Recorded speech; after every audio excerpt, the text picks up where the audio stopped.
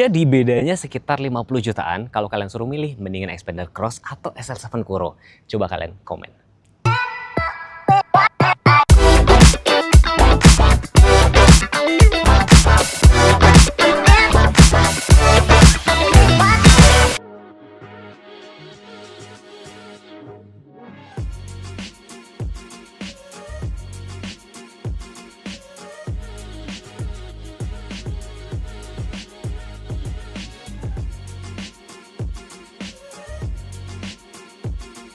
Jadi pada saat video ini dibikin, saya tuh belum tahu informasi harga SL7 Kuro-nya berapa teman-teman. Tapi kalau Xpander Cross yang ini warna hitamnya, itu dijual sekitar 364 jutaan. Ada perbedaan warna tuh juga beda. Putih itu tambah kalau nggak salah 1,5, terus kalau two-tone nambah sekitar 3 jutaan. Tapi kalau teman-teman misalkan mau nanya-nanya, nanti langsung sama kontak marketing, saya taruh di layar, kalau nggak di pin komen aja. Nah, kalau looks dari tampak depan kayak gini, ini warna hitamnya. Kayak gue belum pernah review warna hitamnya deh. Jadi kalau warna hitam memang dia nggak terlalu kelihatan kontras-kontrasnya sih. Jadi makanya kalau yang dibikin two-tone itu adalah warna yang green bronze ya, green bronze sama yang warna putih. Itu baru kelihatan banget. Kuncinya seperti biasa ya, ada tombol lock, unlock aja, smart entry juga, tentunya sudah immobilizer. Dan looks dari tampak depannya seperti ini ya. Mungkin kalian bakal kecewa ya. Ya gue pikir faceliftnya bakal kasih smart sense atau dimensi gitu. Belum ada teman-teman. Tampak depan juga ada revisi sedikit gitu untuk desain bumper depannya. Sekilas mirip banget sama X-Force. Ada kamera, mereka nyebutnya around view monitor. Terus sensor-sensor juga nggak dapat tambahan. Tapi perlampuan sama fog lamp dia masih LED semua. Ini DRL cakep. Begitu dipencet unlock dia spionnya langsung ngebuka semua gitu kan. Dan menurut gua salah satu yang bikin orang beli Xpander ini adalah lapar mata. Karena mau secanggih apapun fitur dikasih sama mobil, kalau desainnya nggak suka, orang nggak bakalan mau beli. Jadi kalau misalkan SL7 ini dulu udah pernah gue compare sebenarnya sama yang SL7 yang lama, sama Xpander Cross, sama si Mbak Devi juga. Nah yang sekarang yang baru nih, jadi yang baru apa? Sekalian gue bahas yang baru ya. Jadi grillnya, lampunya smoke warna hitam karena sini Elva Edition Kuro, termasuk bumper depan kayak gini. Nah kelebihannya ini dibanding sama Xpander Cross, ini lampunya sudah dilengkapi dengan automatic. Xpander Cross tuh belum teman-teman, ya kan?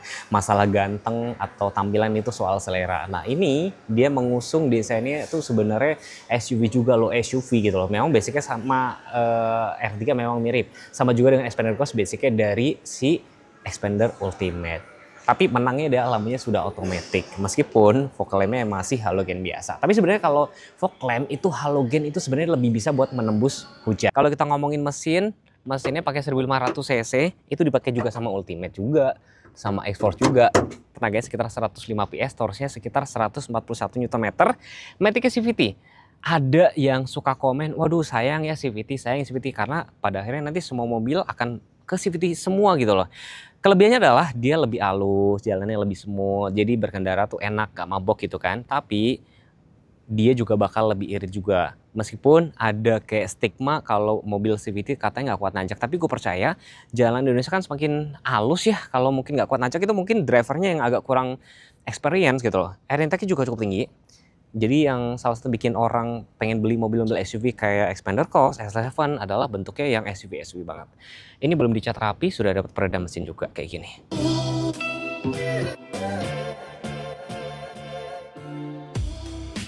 Halo Bapak Ibu, perkenalkan saya Devi Sinta, sales counter dari PT Srikandi Diamond Motor cabang Sedayu yang beralamat di Jalan Sedayu City, Boulevard Selatan, SCBB 01 Jakarta Timur.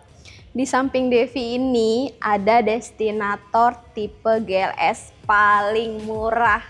Angsuran cuma 7 juta selama 5 tahun. Di samping Devi ini ada Xpander Cross di harga 364 jutaan. Untuk Bapak Ibu bisa bawa DP mulai dari 30 jutaan aja atau angsuran bisa sampai 8 tahun. Kita juga ada balloon payment, Bapak Ibu bayar sekarang, bayar kemudian 11 bulan kemudian. Khusus untuk penonton Teguhku, Bapak Ibu bisa dapatkan e-tol ataupun GoPay senilai 1 juta, minimal kredit 3 tahun. Untuk Bapak Ibu yang ingin servis, test drive, ataupun pemesanan kendaraan Mitsubishi, bisa datang langsung ke dealer Srikandi Diamond Motor cabang Sedayu atau bisa janjian dengan Devi di nomor 081 80 58 55 786. Terima kasih. Kalau kita ngomongin mesin, nah mesinnya itu yang dipakai itu K15B teman-teman. Sudah hybrid, itu juga jadi salah satu nilai plus. Tenaganya tuh 104,7, torsinya sekitar 138. Memang di atas kertas itu memang kalah ya torsinya sama si Xpander. Tapi ini adalah catatannya adalah AT konvensional yang banyak disukai orang Indonesia. Karena orang Indonesia merasa AT konvensional tuh lebih bandel, lebih mudah dirawat gitu kan, dan kuat nanjak katanya. Nah mungkin teman-teman kalau suruh milih nih, mendingan milih AT konvensional si XL7 atau Xpander Cross dengan CVT-nya yang lebih halus. Halo Suzuki Lovers, balik lagi sama Ningsi, sales konsultan dari Suzuki Pusat Pulau Gadung yang beralamat di Jalan Raya Bekasi KM19, tepatnya di Terminal Pulau Gadung. Mobil yang kita review ini adalah Suzuki XL7 Alfa Kuro. On road-nya masih rahasia ya. Buat teman-teman yang mau lihat unitnya langsung ke Suzuki Pusat Pulau Gadung bareng Ningsi. Nah, kalau Suzuki XL7 kebesaran, ambil yang compact aja nih. Suzuki Fronx. On road mulai dari harga 259 tipe terendah, tipe tertinggi di 321. DP-nya mulai dari 20 jutaan aja. Jimny Merdeka. Nah, jadi buat teman-teman yang mau ngambil Suzuki Jimny merah, bakalan dapat 2 tiket gratis trip ke Jepang. Ada juga promo DP ringan, bunga ringan, dan tenor bisa sampai 7 tahun. Apalagi kalau Bapak Ibu mau trade-in, lewat auto value nanti bisa Ningsi kasih cashback tambahan. Jadi buat Bapak Ibu yang mau test drive, silahkan di showroom, atau mau klaim asuransi dan garansi, bisa hubungi Ningsi di 0877 6905 0247. Nanti Ningsi bantu. Terima kasih. Salah satu kelebihan dari si Xpander Cross ini adalah dia punya fitur namanya Active Yaw Control. Itu yang bakal berfungsi banget pada saat kalian berbelok atau bermanuver, dan fitur itu juga ada di X-Force sama di Destinator juga gitu loh. Panjangnya ini lebih panjang menurut gue dibanding sama XL7 ya, 4595, tapi wheelbase-nya mirip-mirip 2775. Meskipun catatannya adalah cakramnya keduanya juga sama-sama. Belakang itu masih tromol, tapi depan juga cakram. Kembangnya banyak yang suka nggak sama ini untuk kembang velgnya? Gue sih jujur aja lebih suka yang model lama, tapi nggak tahu selera kalian ya. Profilnya 205 55 ring 17. Ini dapat around view monitor, ada window line chrome. Ini roof railnya beneran kuat ya kan. Terus tangki BM letaknya sebelah kiri, dan yang makin bikin dia menarik adalah kacanya dibikin full sampai belakang sini nih. Jadi seolah-olah tuh atapnya coating. Kalau mobil kalian warna putih ya. Ya kalau kita ngomongin dimensi ya, sebenarnya gue akan lebih memilih ini kalau buat yang suka compact-compact ya. Karena radius putarnya 5,1, Xpander Cross itu sekitar 5,2 kalau nggak salah ya. Nanti lebih lengkapnya saya taruh di layar aja kan. Ini lebih compact gitu loh, dan menurut gue ini lebih bisa kayak bandel-bandelan gitu. Ini memang agak berasa kayak lebih kecil, tapi jangan salah, ini wheelbase-nya mirip 2775. Panjangnya memang 4450, kalau Xpander Cross kan 4595, tapi mirip dia 780 kalau nggak salah ya. Terus di sini nih, ini sudah SUV banget ya. Profil bannya 195/60 ring 16. Sekaligus saya mau ngasih tahu yang baru apa nih di Kuro. Nih saya sketch semua warna hitam. Nanti kalau kalian beli warna Euphoria atau putih, ini hitam juga. Profilnya warna hitam juga. Ini kuat juga gitu loh. Cuman ini belum ada dilengkapi dengan kamera around view monitor. Dia belum ada, ya kan. Terus talang air juga sudah ada semua. Tangki BBM letaknya sebelah kiri sini. Kalau kalian cari mobil yang lebih compact, ini lebih compact dibanding sama Xpander Cross. Nah, salah satu ciri-ciri mobil itu berhasil laku apa enggak tuh bisa dilihat dari tampak belakang teman-teman. Belakangnya oke dong ya. Jadi lampunya tuh T-shape LED, ya kan? Ada emblem Xpander Cross, ya kan? Terus antenanya sudah shark fin, spoiler, headmount stop lamp, defogger, kamera mundur juga di sini, sensor juga ada. Cuma bener-bener loh fitur kayak smart sense, reverse drive light gitu belum ada. Dan karena ini mobil low SUV tentunya desain dari arc wheel ya kan, side skirt sama bumper belakang ini juga sangat sporty. Ini juga lebih fresh dibandingin yang tipe sebelumnya nih. Dan yang gue suka tentunya mobil kekinian banget tuh, warnanya kan sudah bikin jadi bergendi, dan itu bisa dilipat rata gitu loh. Jadi kalau kalian mau nyimpen barang, lagi nggak butuh baris dia bisa dilipat rata kayak gini, dan ada tempat penyimpanan tertutup. Misalkan kalian naruh barang berharga di sini lebih aman, nggak kelihatan dari luar. Tapi minusnya adalah kalau XL7 punya fitur pada saat bagasi dibuka, keempat pintu lainnya masih terkunci. Yang ini begitu bagasi dibuka, semuanya langsung kunci. Tapi ini punya speed sync auto lock, si XL7-nya belum. Nah, yang baru di sini apa Mas Teguh? Sekalian kita bahas yang baru nih. Ini warna hitam, terus lampunya smoke lamp warna hitam, emblemnya ini ada alpha hitam juga, termasuk bumper bawahnya ini hitam semua. Nah kalau misalnya di-compare sama si Xpander Cross, apa plusnya? Ini dia sudah dapat kamera namanya Smart Aim Mirror ya, jadi kayak dashcam gitu. Xpander Cross ini belum ada gitu, jadi kalian bisa langsung rekam kalau kejadian ada apa-apa. Terus di sini punya fitur unik yang nggak dimiliki sama Xpanders. Semoga ini aktif ya, jadi pada saat nih kan dibuka ya, keempat pintu lainnya tuh masih terkunci tergantung settingan ya, tergantung settingan gitu. Nah kalau Xpander Cross tuh nggak punya fitur itu gitu loh. Jadi ketika kalian pakai mobil ini istirahat di rest area, duduk-duduk di sini nggak perlu khawatir ada orang menyelinap keempat pintu lainnya. Tapi kalau misalkan kalian merasa terganggu itu kalian bisa matiin. Jadi sekali pencet dia langsung kebuka semua. Dan sama-sama baris ketiganya juga bisa dilipat rata sama dengan si Xpander Cross. Cuman yang gue suka, dia tuh bisa connect Apple CarPlay maupun Android Auto secara wireless. Atau kalau kalian takut baterainya habis, tinggal pakai kabel, tinggal colok ke sebelah sini. Dan kalau baterai kalian habis juga, tinggal taruh di sini karena sudah dilengkapi dengan wireless charger. Dan lihat ya resolusinya ya, resolusinya itu cukup oke. Nih cukup oke. Ada fitur-fitur yang gue suka seperti ini. Ada tampilan kalender, ini tampilan dari Bluetooth-nya. Ini ada informasi apa nih? Tuh, ya altitude, kompas. Ini menarik loh, ini menurut gue kepake banget. Nih tampilan menunya semuanya kayak gini. Ini resolusinya sudah cukup oke. Ini shortcut kamera dari 360-nya tuh, around view monitornya tuh. Better than dibandingin yang sebelumnya gitu kan. Terus di sini sudah dilengkapi dengan electric parking brake, auto hold, matic-nya PRND langsung ke L, ada mode sport, ya kan. Catatannya paling ini doang, AC-nya itu cuma max cool, belum ada AC otomatis. Sini soalnya nggak ada kayak suhunya berapa derajat gitu, nggak ada, cuman bar gini doang sebenarnya. Nih head-unitnya cenderung sederhana banget, tampilannya kayak gini, ada radio, terus semua ini untuk apa, car billing. Jadi ini masih pakai card billing teman-teman.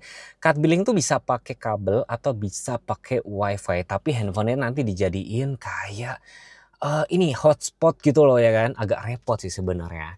Ya tapi ini optional lah, bisa kalian ganti gitu. Yang penting AC-nya semburannya cukup lengkap nih. Ada semburannya tuh ada atas bawah, terus defogger depan, defogger belakang. AC-nya juga sudah otomatis, suhunya tuh. Ada suhunya teman-teman, ya kan. Terus ini semburan udara luar dalam kayak gitu. Terus kalau kalian naruh minuman di sini juga bakal tetap dingin. Cuman sayangnya port USB-nya agak kurang. Di sini cuman port outlet, port USB, auxiliary, dan tuas transmisinya di sini, rem tangannya masih tarik manual, 4 percepatan ya, dan ini konsolnya bisa dimaju mundurin. Meter kerasnya sudah full digital. Kalau misalnya kalian bosan, kalian bisa rubah tuh tampilannya jadi kayak gini. Nah tuh, kalian bisa geser-geser tuh tampilannya. Ini mirip sama kayak punya Xforce. Dan kalau kita ngomongin setirnya pakai punya Xforce juga ya. Tentunya banyak tombol-tombol di sebelah sini. Ini pengaturannya sudah cruise control dan dia sudah tilt dan teleskopik. Baik wiper maupun tuas lampu dia belum otomatis. Di sebelah kanan ada letak start stop engine, pengaturan spion, dan di sini ada pengaturan untuk traction off. Kamera mundurnya ada, cuman dia belum around view monitor kayak Xpander Cross. Tapi ya udahlah, yang penting ada, sama dibantu sama yang Smart Aim Mirror tadi. Jadi bisa ngelihat kamera belakang. Setirnya udah kulit, terus bawahnya ini di shape gini. Ini tombolnya cruise control, ini buat naik turunin, cancel. Ini tombol audio yang gue suka ini ya, dia ada tombol mute. Jadi ketika kalian lagi nyetel musik, ada sebelah lagi ngomong, pencet mute dulu. Gitu doang guys. Terus lampunya sudah otomatis, tadi sempat gue mention sebelah kanan sini ada idling sama segala macam. Tapi nilai plus dari si XL7 Alpha Hybrid ini adalah dia sudah hybrid, yang kalian bakal lebih tenang kalau lagi nyala idling stopnya. Di sini tampilannya memang masih sebagian jarum, sebagian MID yang kalian bisa geser-geser dari sini nih tuh tampilannya tuh. Ya, gue udah pernah coba, nggak irit-irit banget. Waktu itu ketemu 1:17, 1:18. Cuman pada saat idling itu langsung berubah jadi 1:15. Menurut gue sudah cukup irit. Luar kota tuh 1:19:20 tuh udah biasa banget ya. Kalau kalian merasa terganggu kayak misalnya tampilan ini kuncinya, Mas itu kuncinya gue pengennya unlock atau ngelock semua, tinggal pencet dan tahan, nanti dia bakal nyala tombol kayak gini nih menunya tuh. Tuh kalian bisa pilih-pilih tampilannya seperti ini. Sayangnya dia belum dilengkapi dengan speed sync auto lock. Nah kalau Xpander Cross sudah guys. Lihat ya, dengan Wheelbase 2775 ini berasa lapang banget ya. Warnanya marun-marun, termasuk door trim juga. Dan ini tentunya sudah, karena joknya udah kulit ya, sudah ada SOP juga. Terus kalau kalian butuh armrest, ini bisa ditarik tuh jadi armrest, ada tempat cup holder juga. Sekaligus kalau dipakai itu bisa jadi tempat duduk juga. ada safety belt juga dari baris ketiganya. Dan enaknya lagi kalau misalkan ini masuk ke baris ketiga, tinggal dilipat gini, lebih mudah dibanding sama SL7 kan. Lebih mudah. Saya tutup lagi ya teman-teman ya. Jadi biar nanti teman-teman tuh tahu baris ketiganya tuh kira-kira lebih legaan mana gitu sama SL7 ya. Nih. Ini bisa di reclining. Semoga kelihatan ya. Lambusan mungkin nggak apa-apa. Coba kasih lihat nih. Ini tadi posisi paling belakang ya. Ini masih ada sekitar 4 ruas jari. 4 ruas jari, ada tempat cup holder kiri kanan, power outlet, jarak kepala masih ada sekitar tuh, masih bisa ngangkat gini loh tuh. Cukup lega ya. Kalau dibanding sama SL7 menurut kalian lebih legaan yang mana? Nih. Headrestnya ada 2, safety belt juga ada 2 juga. Penting juga buat teman-teman mau duduk baris kedua, ketiga, jangan lupa kalau berkendara pakai safety belt ya. Cuman keduanya sama-sama belum ada blower AC di sebelah sini. Nah, kalau di XL7 ini headrestnya bukan sekarang dari dulu cuma ada 2. Sedangkan Xpander Cross kan ada 3 sekarang ya. Dan ini armrestnya juga sama-sama ada, cuma bedanya nggak ada tempat cup holder. Isofix ada, terus joknya ini belum full kulit semua. Ini tuh masih perpaduan kulit sama fabric, tapi menurut gue cukup oke sih. Terus ada juga teman-teman yang Mas, aku kalau misalkan mau upgrade jok kulit gimana? Menurut gue nggak usah. Biarin aja dari pabrik kayak gitu. Kalau kalian mau bungkus aja. Tapi kalau pasang joknya nggak bener, itu ada bautnya yang nggak bener lah, nanti door trimnya copot segala macem gitu kan. Terus di sini seat back pocket, terus ada power outlet juga nya masih kayak gini, belum ada port USB. Kapan ya? Udah tahun 2025 masih kayak gini. Blower AC sama-sama double blower, ada handgrip kiri dan kanan. Dan kalau kita ngomongin wheelbase, ini 27 jarak kaki teman-teman bisa lihat sendiri, ini agak ngepas, tentunya lebih lapang si Xpander Cross sih. Meskipun wheelbase sama 2775 dan masuk ke baris ketiga, ini ya butuh agak effort sedikit. Jadi pencet kayak gini, baru digeser gini. Tuh, baru masuk kayak gini. Teman-teman biar lihat, sebentar ya nih, geser juga. Nah, teman-teman yang bisa menilai kira-kira lebih lega yang mana nih. Jarak kepala masih ada 5 ruas jari, cup holder, power outlet, safety belt juga ada, dan headrest ada juga semua. Hand gripnya sini bentuknya permanen kayak gini ya teman-teman. Jadi bedanya mungkin sekitar 40 atau 50-an. Kalian lebih pilih yang mana? Xpander Cross atau SL7 Alpha yang hybrid? Jadi kalau misalkan ditanya mendingan Xpander atau SL7 Alpha Kuro gitu kan. Beda peruntukan bisa sama juga sih buat keluarga juga. Cuma bedanya paling gue sebutin tipis-tipis ya.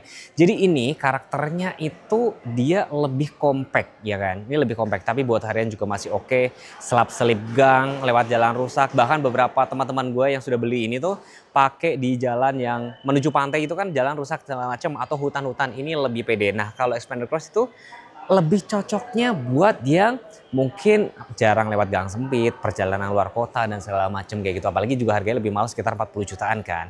Ada plus minus lah gue yakin. Jadi masing-masing mobil itu punya kelemahan dan kelebihan. Nah ini lebih ke compact-compact. Nah kalau Xpander Cross itu lebih ke yang lapang-lapang, luas-luas kayak gitu-gitu sih. Dan fitur-fitur esensial sudah ditaruh di sini. Dan kita ngomongin fitur ADAS, keduanya juga belum ada. Mending kita langsung tanya nih sama Mbak Devi nih, kasih alasan kenapa harus lebih memilih Xpander Cross dibandingin SL7 ya. Nah, orang Indonesia tuh ya Mas ya, pertama yang dibeli saat mobil baru itu salah satunya adalah desainnya Mas. Oke. Nah, si Xpander Cross ini eksteriornya itu ganteng Mas. Futuristik lah ya. Yes, terus selain itu dia punya kabinnya tuh luas. Jadi untuk bapak ibu yang mau punya keluarga banyak atau keluarga yang cuma anaknya 1-2 itu kepake banget sih 3 baris kan Xpander Cross. Paling saya mau nambahin ya, fitur yang saya suka di sini pertama, saya nggak tahu kalau teman-teman ya, ini interiornya warna apa Mbak? Warnanya maron, burgundy. Itu mah lagi kekinian banget ya? Iya, kekinian banget dan pastinya lebih kelihatan sporty ya Mas ya. Iya, ibaratnya kalian nggak perlu upgrade lagi ya. Terus yang itu yang kepake pas di kemacetan itu? Itu kita ada juga elektrik. Jadi kalau misalnya di sekelas itu dia belum ada electric brake Mas. Nah kalau kita udah ada. Oke, jadi beda di situ ya. Terus kalau misalkan teman-teman merasa, aduh budget gue nggak cukup nih, kemahalan, ada yang komen gitu kan, gimana tuh? Bisa banget. Jadi Bapak Ibu bisa, kita ada Xpander Ultimate. Mau yang di bawah 300 juta ada lagi Xpander Mas, Xpander yang Exit Tourer ya. Ya betul. Itu under 300 juta ya. Ya, tapi itu udah ganteng banget dan juga udah lengkap. Nah, semua kembali keputusan kepada teman-teman. Pesan gue cuma satu, kalau misalkan masih ragu pilih A, B, C, harus apa Mbak? Harus bisa langsung hubungi Devi di nomor 081 80 58 55 786. Kalau gitu kasih alasan kenapa harus milih XL7 Kuro dibanding sama Xpander Cross-nya? Ya, tahu kan Mas, masyarakat Indonesia tuh masih banyak yang nyukain sama AT konvensional. Jadi kalau buat mesin dia lebih bandel Mas. Terus juga harganya selisih 50 juta, lebih murah nih. Jadi buat teman-teman yang mau ngambil 3 baris terus pengen suka yang AT, ambil yang Alfa Kuro aja. Oke, Gitu. nah kalau teman-teman gimana? Jadi kalau kalian pengen cari AT profesional yang terkenal bandel, perawatannya kuat nanjak. Gue juga sering lihat itu di TikTok ya banyak banget ya. Iya, Tanjak-tanjak viral kemana sih tahu. tuh? Itu kemarin kan juga syuting-syuting sama Mas Teguh juga. Kemarin XL7 Zeta juga kan kuat nanjak walaupun dia belum hybrid. Apalagi yang hybrid kan. Yes, dan sekarang lebih fresh aja gitu kan. Dan kemarin juga ibaratnya teman-teman kalau misalnya cari mobil yang modifiable, ini kayak lebih modifiable ya. Bener. Dan sebenarnya kalau dipakainya tuh memang lebih compact. Tapi kalau misalnya kalian masih bingung dan penasaran, gimana Mbak? Langsung test drive sama Ningsi di showroom Suzuki Pusat Pulau Gadung di 0877 6905 0247. Terima kasih. Ya, next pengen dibuat video apa tinggal komen aja. Pesan gue cuma satu, kalau misalnya aduh gue gak percaya sama Mas Teguh nggak apa-apa. Kalian kunci cuma satu, harus datang lihat unit dan test drive. Terima kasih sudah menonton. Wassalamualaikum warahmatullahi wabarakatuh. Bye-bye.